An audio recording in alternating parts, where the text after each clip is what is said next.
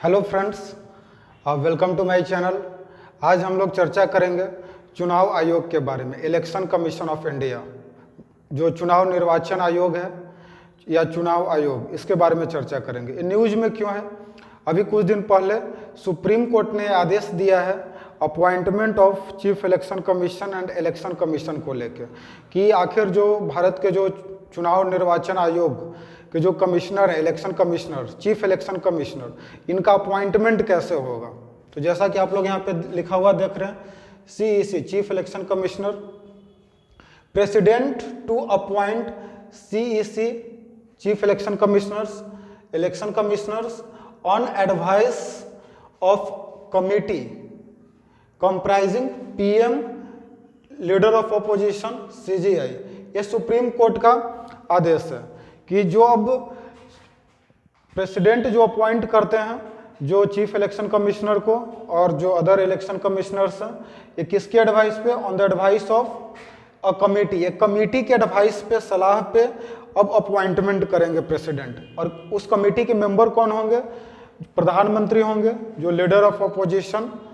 और अगर in the case of अगर लीडर ऑफ अपोजिशन अगर नहीं होगा तो उस केस में leader of the opposition of single largest party, मतलब जो सिंगल लार्जेस्ट पार्टी होगा उसके जो लीडर होंगे वो होंगे। और CGI जो चीफ जस्टिस ऑफ इंडिया, ये सुप्रीम कोर्ट का आदेश आया है। इसका प्रतिक्रिया बहुत लोगों ने इसे पॉजिटिव भी बताया, बहुत सारे लोगों ने इसको निगेटिव वे में भी बताया है। हम लोग देखेंगे कि आखिर पहले जो अपॉइंटमेंट था वो कैसे होता था। तो जो पहले अगर जो चीफ इलेक्शन कमिश्नर का जो अपॉइंटमेंट होता था, ये सिंपल प्रेसिडेंट करता था पहले भी, लेकिन वहाँ पे अभी एक कमेटी के द्वारा जो करने का जो सलाह दिया जा रहा है, पहले प्रेसिडेंट करता था और वो प्राइम मिनिस्टर के एडवाइस पे करता था, और prime minister with council of minister. तो कोई भी प्रेसिडेंट कोई भी काम करता है, ये हम लोग जानते हैं कि प्रेसिडेंट कोई भी जो काम करता है वो काउंसिल ऑफ मिनिस्टर, जो यूनियन काउंसिल ऑफ मिनिस्टर होता है, इसके सलाह पे करते हैं। और काउंसिल ऑफ मिनिस्टर के हेड कौन होते हैं? PM। लेकिन अब जो अपॉइंटमेंट होगा वो किसके द्वारा होगा? जिसमें एक कमेटी के द्वारा, जिसमें प्रधानमंत्री भी होंगे, लीडर ऑफ अपोजिशन भी होंगे, और CGI chief justice of India. मतलब यहाँ पे जो एग्जीक्यूटिव काम है इसमें जुडिशियरी का भी रोल ये होगा। तो कुछ लोगों का कहना है कि जैसे सुप्रीम कोर्ट में जो जजेज का जो अपॉइंटमेंट होता है तो उसमें तो कॉलेजियम सिस्टम है, तो उसमें भी फिर एग्जीक्यूटिव का रोल क्यों नहीं होना चाहिए, ये भी चर्चा का विषय है। जब एग्जीक्यूटिव जो अपॉइंट कर रहा है, इसमें जब जुडिशरी का रोल हो रहा है, तो वहाँ पे भी कॉलेजियम सिस्टम को भी हटा के जो एनजेक की जो चर्चा हो रही है उस पर हम लोग को सोचना है। अगर हम लोग देखेंगे कि जो इलेक्टोरल सिस्टम है, इसका चर्चा आपका पार्ट जो इंडियन कॉन्स्टिट्यूशन का पार्ट जो 15 है इसमें किया गया है। और जो अगर आर्टिकल देखेंगे तो आर्टिकल 324 टू 329, 324 से लेकर 329 तक आर्टिकल में आपका पूरा इलेक्टोरल सिस्टम से रिलेटेड, इलेक्शन से रिलेटेड ये आर्टिकल है हमारा। जो अपॉइंटमेंट का जो आर्टिकल है डेट इज आर्टिकल 324 और 2, ये अपॉइंटमेंट की बात करता है कि जो प्रेसिडेंट के द्वारा अपॉइंट किया जाएगा on the advice of council of minister headed by PM। अगर हम लोग बात करते हैं रिमूवल ऑफ द CGI, कि जो चीफ इलेक्शन कमिश्नर होता है इसको कैसे रिमूव किया जा सकता है, तो इसको रिमूव करने का जो प्रक्रिया है ये इम्पीचमेंट है, सेम एज द जजेज ऑफ द सुप्रीम कोर्ट। जिस तरह से सुप्रीम कोर्ट के जज को हटाया जाता है उसी तरह से यहाँ पे भी चीफ इलेक्शन कमिश्नर को भी हटाया जा सकता है। उसके लिए क्या होना चाहिए कि इम्पीचमेंट का जो प्रक्रिया है, जिसके लिए आपको पार्लियामेंट में majority of total membership of that house, जो भी लोकसभा या राज्यसभा में हो रहा है वहाँ पे टोटल मेंबरशिप का मेजॉरिटी होना चाहिए, और साथ ही साथ majority of not less than 2/3 of members present and voting. ये यहाँ पे सबसे हम लोग को ध्यान देना है, डेट इज एब्सोल्यूट मेजॉरिटी, कि आपको 2/3 जो मेंबर्स हैं और उसमें भी प्रेजेंट एंड वोटिंग, इससे कम नहीं होना चाहिए। तो ये दोनों आपको मेजॉरिटी फुलफिल करना पड़ेगा, तभी जाके चीफ इलेक्शन कमिश्नर को हटाया जा सकता है। अगर हम लोग बात करें कि चीफ इलेक्शन कमिश्नर का उसमें कितने मेंबर होते हैं, तो अभी फिलहाल देखा जाए तो एक चीफ इलेक्शन कमिश्नर होते हैं और 2 और इलेक्शन कमिश्नर होते हैं उसमें, मतलब टोटल अभी ये 3 मेंबर बॉडी है। क्या ये शुरू से ही ऐसा था? तो बिल्कुल नहीं। शुरू से अगर हम बात करें, जब से 1950 से अगर देखा जाए तो 1989 तक ये आपका सिंगल बॉडी था। यहाँ पे बस एक चीफ इलेक्शन कमिश्नर होते थे इलेक्शन कमीशन में। लेकिन 1989 में एक बहुत बड़ा बदलाव होता है, जिसके तहत जो वोटिंग जो एज होता है, वोटिंग एज पहले 21 ईयर्स था, तो 21 साल से घटा के 18 साल इसे कर दिया जाता है। उस समय प्रधानमंत्री और राजीव गांधी थे, तो उनके द्वारा वोटिंग एज को कम कर दिया गया था 21 से 18। तो जब वोटिंग एज कम किया गया था, तो जो हमारा इलेक्टोरल रोल होता है, वोटर्स लिस्ट, ये सब बहुत ज़्यादा दबाव बढ़ गया था। तो इसको लेके 2 और लोगों को बढ़ाया गया था, लेकिन फिर इससे 1990 में फिर ख़त्म कर दिया गया था। लेकिन 1993 में फिर से 2 और लोगों को अपॉइंट किया गया। उस समय से अभी टोटल जो संख्या है इलेक्शन कमीशन का, ये डेट इज 3 लोगों का ये बॉडी है।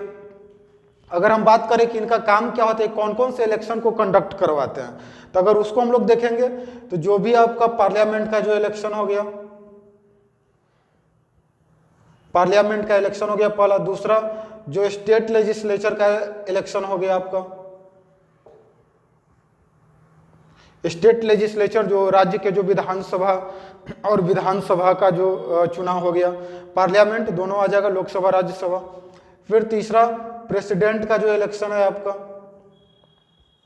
और फोर्थ वाइस प्रेसिडेंट। तो ये आपका चारों इलेक्शन ये कंडक्ट करवाता है इलेक्शन कमीशन। इससे रिलेटेड जितना भी है और इसको कंट्रोल कैसे करना है, डायरेक्शन कैसे देना है, A to Z जो प्रोसेस है इलेक्शन का, ये हैंडल ये कराया जाता है। तो ये कौन कौन से, ये हम लोग को ध्यान रखना है कि इलेक्शन कमीशन कौन कौन से इलेक्शन को कंडक्ट करवाता है। तो parliament, state legislature, president and vice president. अगर हम लोग बात करें जो पंचायती जो राज है हमारा, पंचायती राज और म्यूनिसिपैलिटीज, जो अर्बन एरियाज के लिए, इन दोनों को इलेक्शन कंडक्ट करवाने के लिए एक स्टेट इलेक्शन कमीशन होता है।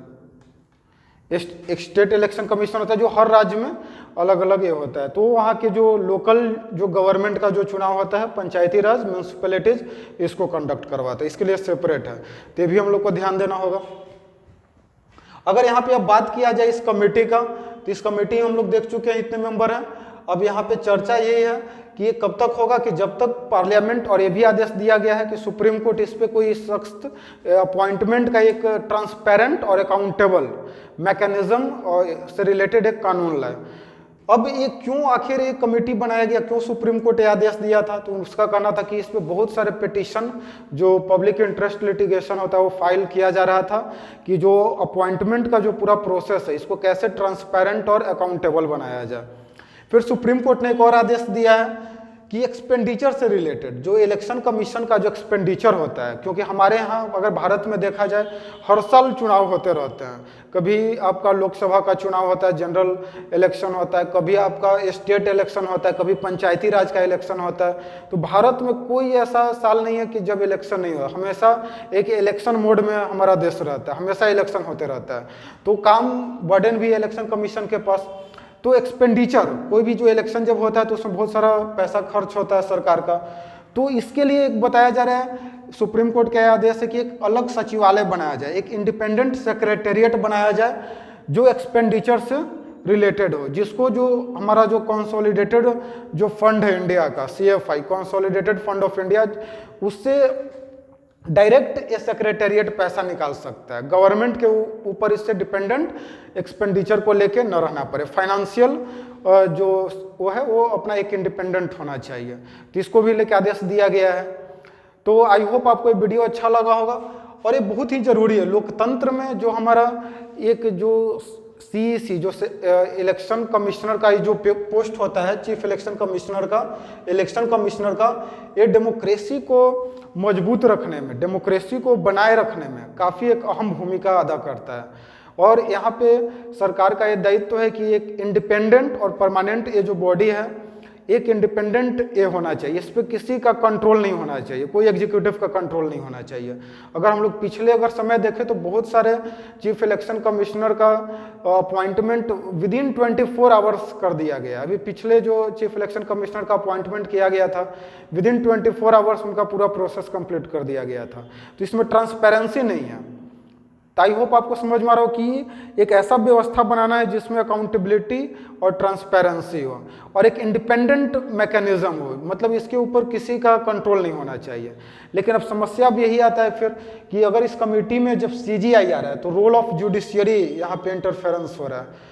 तो फिर इसी तरह से अब कॉलेजियम सिस्टम का जो अपॉइंटमेंट ऑफ जजेज है तो उसमें सुप्रीम कोर्ट क्यों नहीं एग्जीक्यूटिव को, क्योंकि उसमें भी एक कमेटी बनाने की मांग की जा रही है जो एनजेक जो है नेशनल जुडिशियल अपॉइंटमेंट कमेटी, तो उसमें भी तो यही चीज़ किया जा रहा है कि एग्जीक्यूटिव का रोल उसमें लाया जा रहा है, लेकिन वहाँ पे सुप्रीम कोर्ट मना कर रहा है। तो इसके ऊपर हम लोग नेक्स्ट वीडियो बनाएंगे, कॉलेजियम सिस्टम्स के ऊपर चर्चा करेंगे कि वहाँ पे भी रोल ऑफ एग्जीक्यूटिव होना चाहिए या नहीं।